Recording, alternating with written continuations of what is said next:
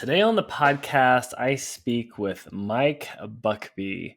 Mike is someone that I know from a friend of a friend, Rob Sober, CMO of Varonis. They work together, and Mike has since spun off, and he started a bunch of software, bunch of SaaS companies. And the one we talk about today is Knowatoa. And so here's why I wanted to bring him on.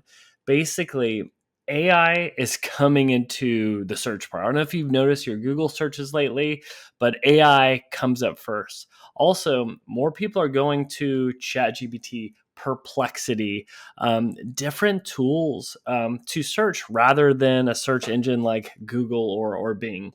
So the big question is, if you run marketing for a company, if you own a company, whether it's an e-commerce brand or an agency or a software product, how does that impact your SEO strategy? How does that impact your paid search strategy? This is something, candidly, I'm asking for my own agency and I'm asking for our own brand because we spend a decent amount of time, money, and energy on Google Ads and our search engine optimization strategy. So Mike comes in, he talks about like, hey, are AI searches showing your company or your service? Are they showing your competitors? He talks about common mistakes that people are making where they don't even realize it, but they're blocking AI data collection bots that allow you to be served up. The other thing is, depending on the AI model, they're using different sources from Reddit to YouTube to LinkedIn. How is your company, your service, your product viewed within those? Also, outwardly describing your company and services in a way that works with an AI model versus in a way it doesn't. So those are things that people are messing up. And so his tool kind of talks about how you can see how you're doing from an AI search ranking perspective. It shows how your competitors are doing. And so for me, it was really eye opening because as we look at the next year, this is only going to heat up. There's going to be lots of disruption to the traditional ways people search. So it's a way that I'm trying to get ahead of it. So basically, I brought Mike on to steal all of the best practices and hacks for this that hopefully you'll get today. But also, we get into a software tool that you can use to help manage this. But this is a fun one, very tactical. If you at all are doing things around search, I definitely recommend listening to it. And at the end, it's fun to hear how Mike is bootstrapping this company. He's got a couple other SaaS companies that he does, and he's doing it all himself. So pretty fun to see how he's gotten traction. But hope you enjoy today's episode. You cannot invent and pioneer if you cannot accept failure. We wanted people that were insanely great at what they did. Nobody was making any money at all. Most people thought the internet was going to be a fad.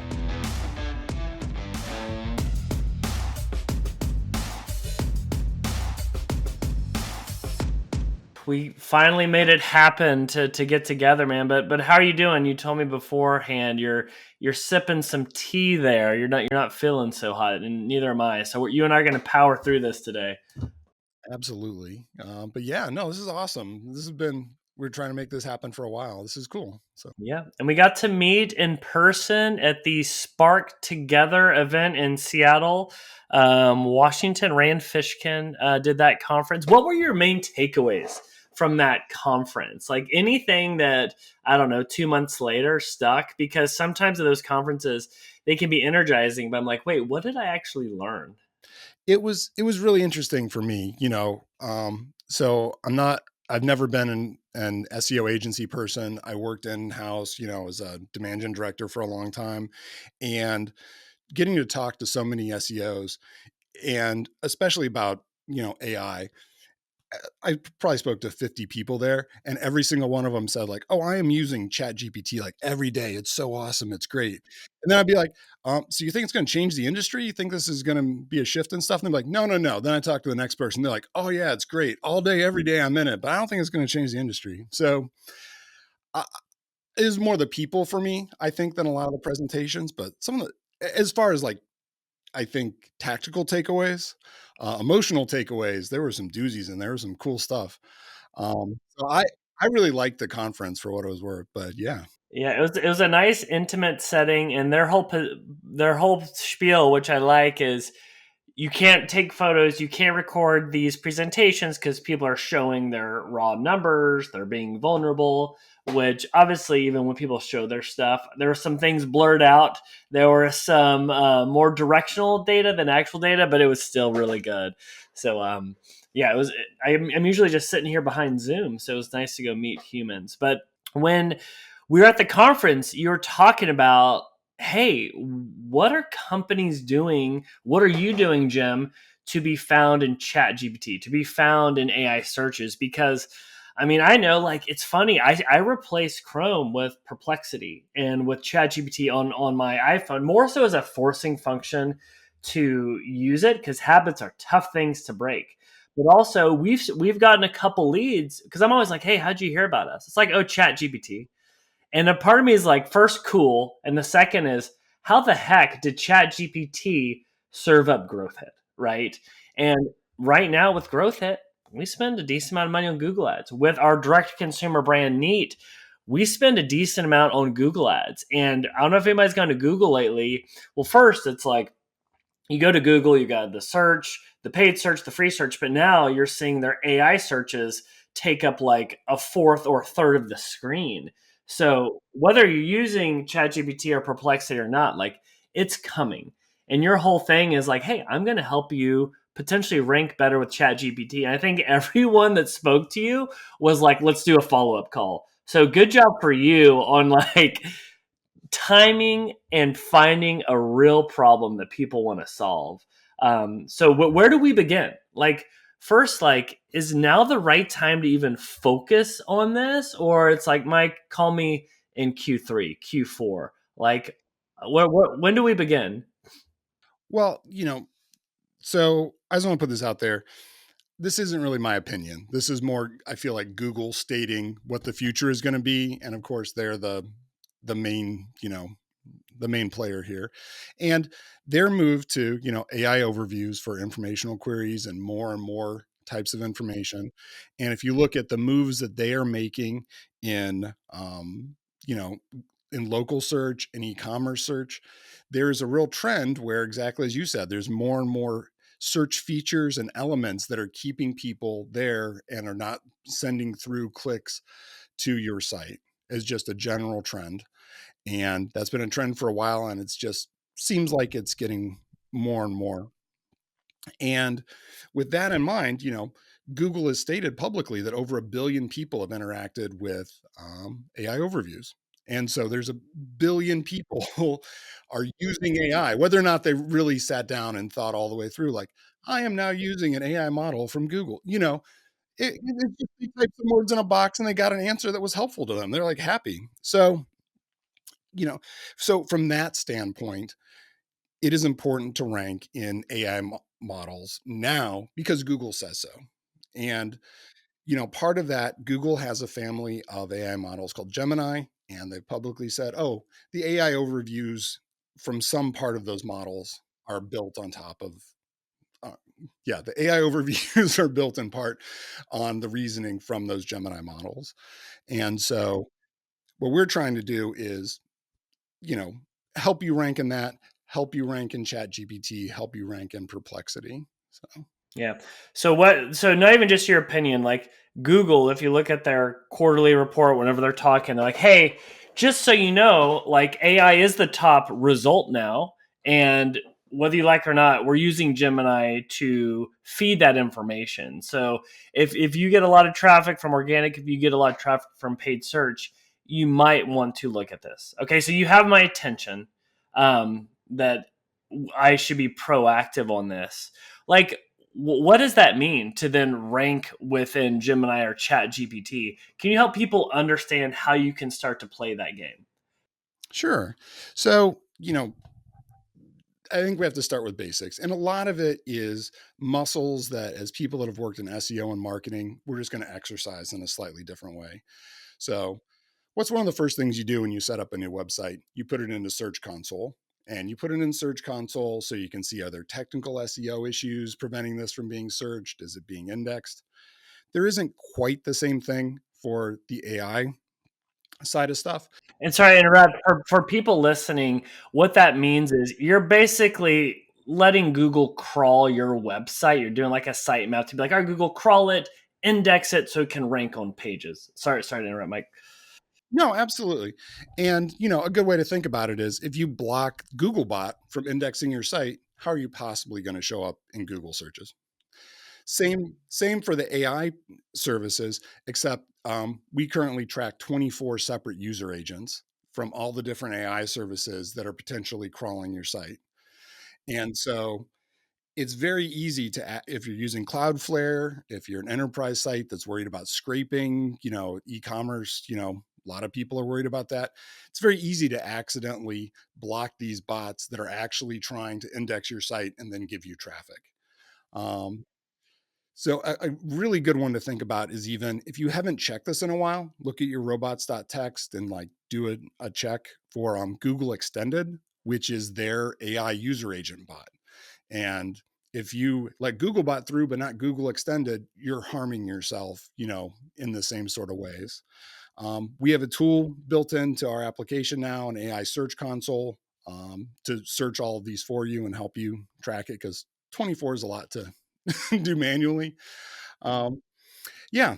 And so that's sort of step one. And so that's step one of what we call like a maturity model, that, step one, make sure there's no technical SEO issues, make sure you can get indexed. Step two is really around sentiment, that you want to make sure that the AI services think positively of you. A really interesting thing to do is go into ChatGPT and ask it, hey, what do you think of Enron? Should I do business with Enron?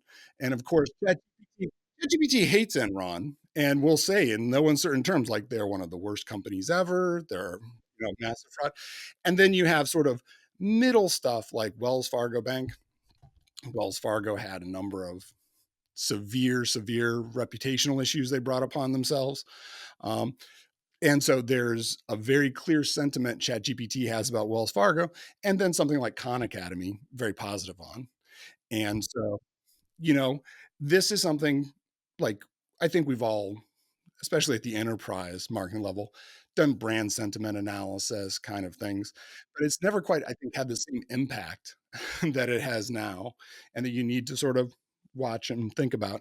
And then Oh, wait, hold on. finally, Can we stay on sure. sentiment? You have my attention. So, like, let me go. I have an agency growth hit, and I have a consumer brand Neat, the sweatproof shirts.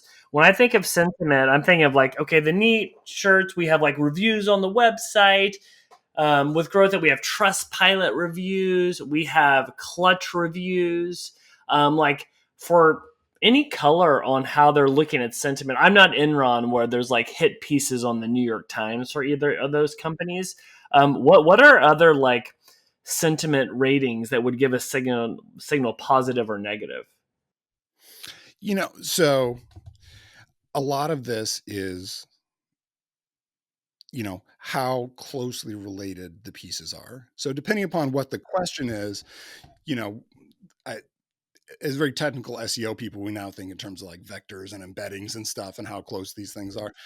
I mean, we can just say it's similar for the purposes of this. And, it is. So if you ask these sort of high intent questions of what is the best, part of the sector, what's the best sweat proof shirt? What's a good brand for this? What's a trustworthy thing? What's a quality thing? These are all related words, and you want them to come in. Now, we haven't really talked about the rankings or the other pieces, which I think feed into this. But yeah, those are the next sort of elements of this. Okay. Sorry to interrupt. Yeah, maturity model, sentiment. Sorry, keep going.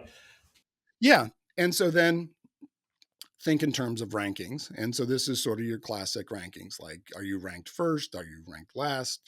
How do you show up? And what we're trying to do is, and I think when we spoke at Spark Together, I think we were still on like our V1 or V2 of Knowatoa. Week and a half ago, we released V3, which does a much better job of showing your performance over time. And so how we do this is that we look at each set of AI models as a series and say like, oh, well, there's ChatGPT 3.5, there's ChatGPT 4, but really there's been about 11 or 12 different mini models and versions in between there where they've either updated their data or they've updated how their algorithm works, the weights, and those affect the rankings. So we're able to show changes over time as part of this in the same way you'd see changes over time in traditional search volume and rankings. And I was going to say, then the last piece is um, we do what we consider a data source mapping. So, different AI providers have different sources they get their information from. Gemini, of course, they have related to Google. They get a lot of their information from YouTube. OpenAI, they have a relationship with Microsoft. They get a lot of their information from LinkedIn. And so by making those sort of decisions about where to publish and, putting these things together, find ranking opportunities, find areas where there's questions that aren't being answered, and then answer those, publish them to the right data sources, and then rank in future versions of the AI models. Gotcha. That's so interesting. Like the different AI models or tools using different data sources to decide what's the top priority. So the big thing that as you're saying this, I'm like, okay, this is interesting. There's things that we're doing on the SEO side that should help us with our AI rankings. But for people listening, they're trying to figure out what to do with their limited budgets for SEO, for content marketing, for technical SEO. Um, how should they think about, like, are they doing things from an SEO perspective that it's the old way and it's a waste of money if I'm doing backlink building, if I'm doing content, versus actually those are things that are great. Keep doing that. How should people think through managing the traditional SEO strategy versus a strategy that's more AI focused? I think a real big difference is how you think about the top of the funnel. So having previously worked in like enterprise B2B, like very enterprise B2B, um, most of my work was really like top of funnel, just trying to get brand awareness. We'd write a very technical article that would be about, some technology or programming, language, how to do something, get people's eyeballs in, get them on a newsletter, eventually get them on a webinar, get them into a sales call, and then close the like a very classic B2B enterprise pipeline. And I think the biggest change, and in terms of like where you should put your budget, is all that informational stuff. The search experience, the quality of the experience is so much better with the AI that if you ask that sort of technical question, never mind the details of who's winning and who's losing, but as a consumer, the answer you get is so much better. And I don't think you're a developer, Jim. It just is not part of your professional repertoire. But um, it is astounding the changes that have happened in software development in the last year, where there has just been a sea change in how people use AI tooling for software development with GitHub Copilot and Cursor. And it is just absolutely slaughtered the number of technical queries that I personally do and that I see all the other developers doing. And not even in like a one-to-one way where I used to like look in Google and find an answer on Stack Overflow. And now I look in ChatGPT and I find it. It's more like search evaporation is the term I use, which is I'm in my editor. I need to make a loop that does something. I just type, hey, make a loop that does the thing. I don't look up how to do that or what the index is or the speed, you know. And that's a real change. And I think we're just going to see more and more and more of that change as the models get better and as the user experience gets better. Yeah. Wait, I'm still confused though. Do I continue investing in my SEO agency that's pumping out content because it's going to feed this the right way? And I could even go more specific if it's a B2B company like the agency or if it's the consumer company. Because it's like, actually, Jim, keep doing that because that goes into that's going to help with the rankings and all the things that we care about to rank well for traditional SEO and for ranking well in AI. Um, and- so yeah, would love. I think there's content is still great, you know, and I don't think that changes. I think what changes is where you want to pick your battles. And I think the battle over the top of the funnel, informational, unless it's something where you have a very different take on it, you know, or something that's groundbreaking, it's probably not the best ROI for you. Where you really want to make sure you live is in the commercial intent transactional keywords. And so that's something that looks a lot more like a buying guide, looks like an FAQ. And a slightly different mental model to put out there is, and this is something from talking to a lot of SEOs, there's still, I think, a deeply wedded thought that search is Google. And I think it's really expanding beyond that. Even in terms of like search means I type in some words and I get a list of links and kind of stuff. A different thing, and this was actually someone I met at Spark Together who gave me this sort of framework to think about. He said, ChatGPT right now is our most popular and least trained customer service rep. So all day, every day, people are asking ChatGPT, hey, does so and so do this? Do they work here? Are they licensed in California? Like all these expensive questions have, yeah, you want to make sure it gets the right answer. And does, is it answering things correctly? Does it have the right data? And that's a different twist to search. You know, it's incredibly valuable to companies like as an agency. It seems like a massive win for you to be able to deliver that like good information or to tell them, hey, we found out that ChatGPT is telling people you don't actually do work in the state when you do. Let's fix that. Let's write an article that very clearly says that. Let's then take this article and publish it in the right places that explains this. And then, you know, hopefully a couple months later, you see the results of that. Yeah, no, that's cool. And what's also exciting about this is like you see these inflection points with that impact distribution, right? From all of a sudden mobile's a thing, who's optimized for mobile, or like YouTube's a thing, who has good SEO within Google. I was a part of a company where image search, like as Pinterest was coming up, we were able to kind of ride image search. And now it's like this, and obviously like Amazon's its own search engine, companies that could jump in there and be really good.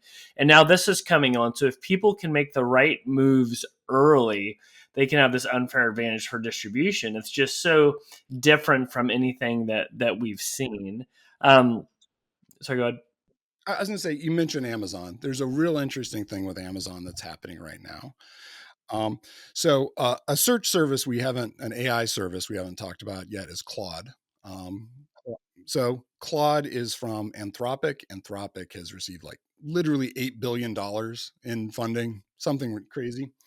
And again, in the same way, maybe people are using AI overviews and they don't realize Claude has an incredible distribution channel because it powers Rufus, Amazon's buying, you know, experience. So on every Amazon homepage, you go to Amazon right now, there's a little Rufus button and it pops up, and every Amazon app, it's front and center. That's actually Claude.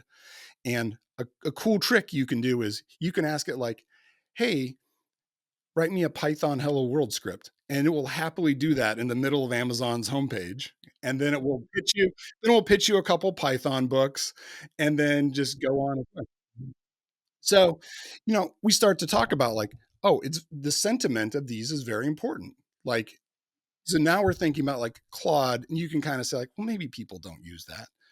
But now it's literally, it's on Amazon's homepage. You're selling stuff on Amazon. Do you want Claude to think positively of your brand? Like, it's hard to see how there's any downside to that. Yeah. And so, and there's a whole new series, again, trying to think about like, what happens if the link between search and Google is broken, where I think I'm using this. It's been a long time since I took college economics, but I think the proper term is substitute good. So this isn't a direct competitor, but it's kind of weird that if you used to search for like I've been trying to upgrade my camera gear, and I'm like, oh, hey, I want to get like a nice camera I can use as a webcam that powers on and does all this stuff. I'm not going to look in Amazon search for that. That's like a product search. I'm going to look in Google and find reviews. But now I can look in Rufus that's on Amazon's page. and it gives me good information and says like, oh, here's a couple different options and it's tied in. That's real powerful. That's real different than the kind of search we've been dealing with, even if it's not directly like, I'm going to go use an AI today, you know? No, that's super helpful. And so, okay, I'm sold that now is the time. Um, I'm sold that, whether you like it or not, you need to go after this. I want to think through one other thing before we get into like the playbook for doing this right. But like, how is this impacting paid search? Because the organic makes sense, but like when I'm thinking through whether it's need or my agency, is like, man, it's going to be maybe less impressions because people aren't going there. So it could be less volume. It could also be more competitive. People are spending more to get those deals. How fast do you think that's going to come to upend potentially Google's business model for paid? Because obviously they're going to have to disrupt themselves a little bit. But what are you seeing the impact this will be on paid? And any thoughts on how business owners, marketers should navigate that? Sure. So a couple different pieces of this. One, a question people always ask is like, hey, how do we know about search volumes for this? Are people really getting into chat GPT and doing this kind of stuff? And the real place where we know search volumes from traditional search is from Google's ad products. You know, people scrape those because Google has a fiduciary responsibility not to lie about like how many people are looking for, things every month with certain queries and stuff. So the advent of AI, of ads with AI, will, I think, be a nice reckoning, or at least like put us all back onto a playing field where we have some more data to deal with. And Microsoft and Bing have already said they're working on ad products. Perplexity's working on ad products. Literally, I think yesterday, ChatGPT and OpenAI said, you know what, we are thinking about ads putting into this. They just got their bill from NVIDIA. So they're like, yeah, maybe we need a few more. Maybe we need another Um, revenue stream. Yeah, yeah. yeah. So I think those things are coming as well. And it'll be a mix and we'll see. In general, I do think if you, again, with the link between Google and search, there's sort of a tacit agreement in there, which is like, we will still send traffic to your site and it's, a paid ad that goes to there. But I think the future of Google from Google's perspective looks a lot more like local, where it doesn't really involve a site, you know, and Google has some e-commerce products now where like, oh, you take your Shopify store and you really export a feed from it and you upload it to Google and then Google just displays you against the competitors and whichever one is like a penny less gets put in, like, and it's sort of a much more closed off, much more, pay to play kind of system. And if they need to keep making more and more billions of dollars, well, I think that's how the squeeze happens at some level. So. Yeah, I feel like this next year, Google Ads, it's going to be very, very different in how it looks and how it performs for our companies and for our clients. So yeah, I'm just fascinated by that. But okay, I'm like, all right, I'm sold. I need to get ahead of ranking well within AI. It just so happens Mike has a tool that can hopefully help with this, and that's why I wanted to get him on. This is essentially the world's longest demo that I'm like, will you just come on and explain to me what you do and try and help us out? But like, how do we get ahead? How do people invest into this as they look into 2025? Like, walk me through, like, what does that look like? Sure. So this is self-serve. You can sign up for it right now, and it's a free trial, no credit card. So at the very least, I think you should at least try it out. And what we do is when you sign up, we take your site and we look at what you're currently ranking for in traditional search. So, we're able to find out the topic areas you're competing in, what you're doing. We then take and we do a classification of all those keywords and we try to pull out like, well, we certainly don't want the navigational keywords. We're not trying to figure out that. We're not trying to figure out the rankings for the informational ones. We're trying to figure out when are people trying to give you money, and what do those questions look like? And that's really where we want to compete. And that's a much more bottom of the funnel approach. And it's a place where I think a lot of companies have shied away from really creating content about, where I don't know eh, if it's like too direct, like you want to say like, hey, we're the best at XYZ, like that's maybe too on the nose as far as content, but it's not maybe too on the nose as far as content for an LLM, um, for a large language model to parse and figure out. And it's that kind of content all around the different permutations and ways of, bottom of the funnel transactional queries, making sure you rank and making sure that your name shows up and that you're at the top. So No, it's amazing. The onboarding for Knowatoa, the tool that you built is really impressive because you put in your URL right away. It's like, hey, here's your competitors. Does this align? And then it's like, hey, confirm these questions that AI is saying that you should rank for. Does this work? And then you can start to view the rankings, just to start to get ahead of this. So talk to me around, okay, people start using the tool. What are they getting? What's the pricing? Because I love that you can start for free with no credit card, but you're also saying like, hey, do you just want to be within ChatGPT, or do you want to do all of them? Gemini, Perplexity, Claude, Amazon, Apple. Like, um, how is it set up, and what makes sense? Like whether you're a Shopify brand or an agency. I think right now, and maybe this is just my background, because people find their own uses for things, but my background is very much, B2B and very much B2B SaaS. And right now, I think with the limitations of the AI search services, that's a real sweet spot for us. Not that it doesn't work for other areas, but that's where it works absolutely for sure. Because you're competing on a global level. It's not a search for like best barbecue in Charlotte, kind of search that the LLMs aren't so great with. Um, and how those high intent searches work, I think there's a lot of traction you can get out of that, where in almost every case we've been able to find, oh, here's 3 or 4 areas where you essentially don't have any content at all that addresses these. Easy enough to write articles. They're helpful for sales anyway. Put them out there. It's a can't lose. And so an interesting part of this, and I think a misconception a lot of people have, is again just how static these are, where there's a perception of like, oh, well, there's ChatGPT 4, it hasn't changed for X number of months. When in reality, like really about every 6 weeks, there's been a new version of ChatGPT. and and so one of the things we're doing is there's a particular API that OpenAI has. OpenAI is the people that promote ChatGPT. You can call it's called ChatGPT latest, and it gets whatever is in ChatGPT.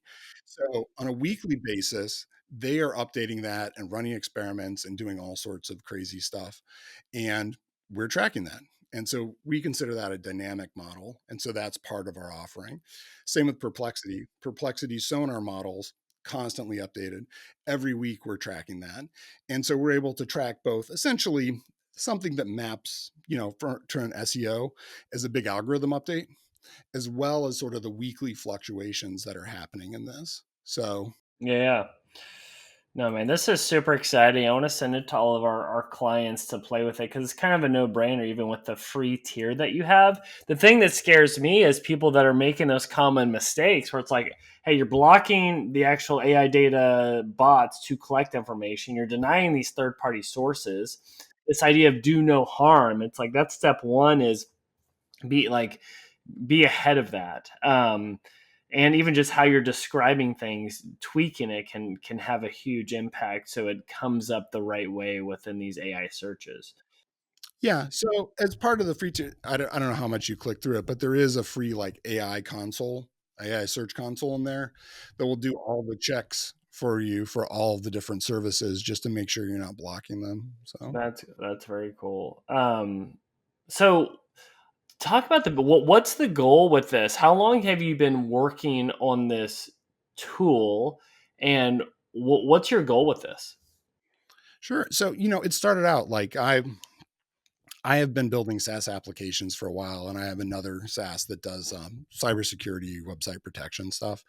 And I was talking to some other SaaS founders, and almost as a joke, we're like, I wonder how our companies show up in ChatGPT, because it was in the air. And we put it in, and it was nuts. Like some people were ranking really well, some people weren't. And it was very different than the organic search results we saw.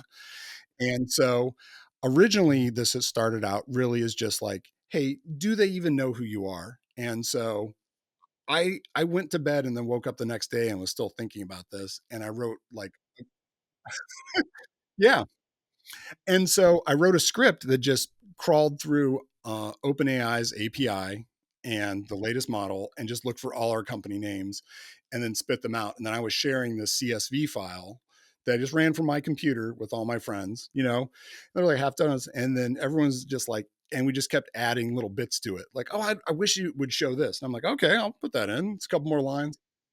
And then, run that every week. And then eventually I was talking to someone who was an SEO agency owner, and they're like, oh, that sounds really cool. But I can't really just like use this CSV. So I made it like spit out a PDF and a little bit of charts in it and stuff. Very janky. And so I talked to a couple of those sort of people, and I charge them just give me any money. Like, I don't even need the money. I just need to know someone would actually give me money for this. Yeah. And so they did. Like $250. And I said I'd give them an annual license, like enough that they had to at least like pause. Um, yeah. And they were the first users of it. And it was a great way of essentially buying feedback. Like, pay me, I will make this stuff happen. I will do things for you. So, and so then really it's just been feedback, feedback, feedback. Something I'm hoping. So I went to Spark Together, like where we went, and then I went to Tech SEO Connect, like a week later in Raleigh, and talked to another like 50 SEOs. And I have done nothing but like talk to anyone who will talk to me online for the last quarter about this. So I think I've probably spoken to like well over 100 SEOs. So I want to do like an SEO vibes kind of like end of year thing. Like I spoke to all these people and here's what they said. Um, yeah. So it's my goals are, I think this is something that I was looking for myself, so it's got to be useful to me. And I hope it's useful to other people and hope people think it's cool. So yeah. Well, first off, there's a couple notes. Like, I love that it's like kind of scratching your own itch out of curiosity. I love how you validated it. And the other thing is the fact that you're getting on a plane and you're flying around the country to talk to people face to face. I think that's not worth overlooking. I can't imagine the feedback you get, how that's informed this product, whether it's validating things or allowing you to iterate on things. I think so many people wouldn't do that.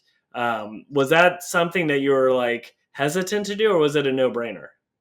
Um, I wasn't hesitant to do it. Well, in part, I think it sparked together. You were talking to like Ross and a couple other folks, and I just walked up to you and said, "Hey, how's it going?" And so, I'm not shy about talking to people. So if you are, maybe not the best thing for you, but yeah, I say that not as bragging, but almost as humility of like, I think I can learn something from anybody. So I am happy to talk to literally everybody. And so I thought it was awesome for that for me. And as far as like, a plane ride and stuff, like nothing is more expensive than time. And this was such a time positive way to do this where I talk to a bunch of people in a couple days, I get a ton of feedback, I can go do things versus like, I think everyone looks for feedback for their ideas and for their projects. I think there's a real danger of I talked to someone, they were very persuasive, they had a very strong opinion, and it kind of sways you the wrong way. But if you talk to 100 people, like those sort of are the outliers and you get more of a real sense of it. Yeah. So That's man, time is the most expensive thing. That was very, very well said. So you're bootstrapping this, and you're. Can you talk at all to like where it's at right now? How many users you have? Like where it's at today? Let me look at, I have, you know, as a personal hobby, I like making like very elaborate, like backroom added admin screens for all my stuff. So let me just log in and see. Yeah. So we had, yeah. Um, I don't see any reason why not. I'm at least as far as until I can stop talking to people, until we get out of that. Uh, so I'm just looking. So we had 10, 20 signups in the last couple days just from really word of mouth, and we're not doing much else. And that's a little depressed. We're doing a little better than that prior to Thanksgiving. We're recording this just after Thanksgiving. So Nice. But that's all you, just like boots on the ground, like networking. You're not like running ads. You're not like doing some whole like marketing, like go to market motion. Yeah. I mean, we might. I mean, the other SaaSes have done well. Like I can afford to do these things. So I guess at some level we're angel investing it. And I have a co-founder that I work with and a bunch of contractors and different things. But this is this is fun and really interesting, and get to use all these tools. That's cool. What other SaaS companies do you have? So I have a long-standing web application firewall system on the Heroku platform, and a partnership with Salesforce. And then my co-founder and I, we also have an open source web application firewall called Wafris that people use for all sorts of different things. So if you look at my social feed, it's AI search stuff and cybersecurity stuff. So either of those are of interest, come on by. But yeah. Yeah. Well, no, man, that's super exciting. Very well done. One last thing, you worked at Varonis with Rob Sobers, who I view as like more of like a mentor than a peer. I love talking to Rob, just like hearing his approach to things. Like you, I love people with a background in development that turn kind of marketing. Just the way you approach things is really interesting. Any like takeaways from working with Rob at Veronis? Because I hit him up. He's like, "Oh yeah, Mike's awesome." I know you worked with him for a while, but any kind of learnings or just stories from your time with him? What I really like about Rob is he is very deliberate with all of his actions. And that's not to say entirely data driven, like, because I think we're in a weird spot, especially at the level of, if people don't know, Varonis is a public enterprise cybersecurity company. And Rob is awesome. And there's a lot of trouble with attribution. And so, if you do nothing but just look at the numbers, it will steer you wrong.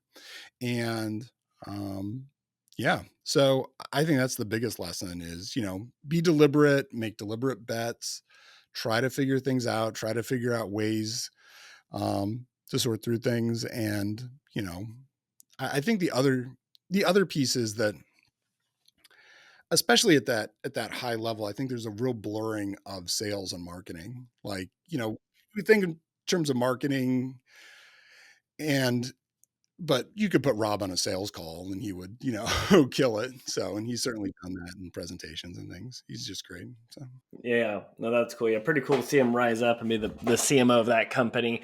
Very, very cool. Well, sweet, man. Well, last question I like to ask everybody: what's the nicest thing anyone's done for you in your professional career? um, that's a great question. Um, I think maybe actually Rob. Like, you know, Rob hired me into Varonis, and I had not had a marketing role prior to that. I had done software development for a number of years and worked in lots of different, startup and, different roles and things, and really took a chance on me, and hired me in to do sort of technical marketing and writing and other pieces that they needed, and it worked out. Hopefully he was happy with me for all those years of working there. It certainly was. It certainly was. It was a big step to leave Varonis and working with Rob and the team there. They're something special. So Yeah.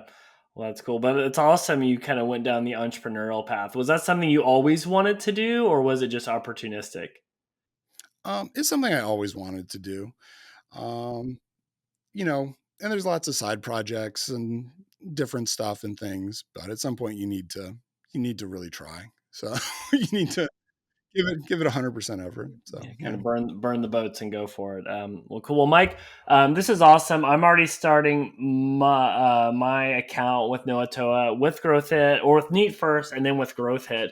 Where should people go if they even want to use some of the free tools that you have? Because I love what you're doing with product led growth, giving the product for free tools so people can try before they buy. It'd be a no brainer not to go there and at least see how you're ranking right now for AI. But where should people go to learn more?